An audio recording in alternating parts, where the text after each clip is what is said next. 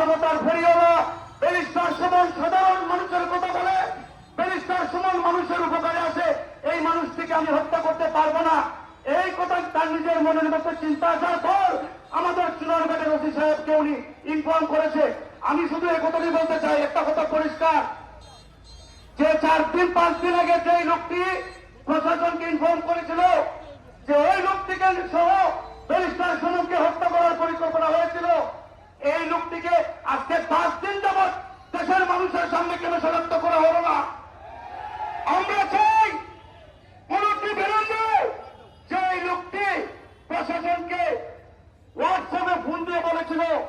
এই লোকটির মুখ উন্মোচন করে দেশের যারা মূল পরিকল্পনাকারী দেশের মানুষ জানে কারা, তাদেরকে দেশের সামনে প্রকাশ্যে আইনের আওতায় যদি বিচার আমরা না দেখি, দেশের মানুষ আর বসে থাকবে না, দেশের মানুষ বসে থাকবে না, আমরা রাজপথে থাকবো। আমি প্রশাসনকে উদ্দেশ্য করে বলতে চাই, অনতি বিলম্বে এই কিরাতদের মুখ উন্মোচন করে জনগণের সামনে প্রকাশ করুন, নয়তো চুনারঘাট মাধবপুরের মানুষ রাস্তায়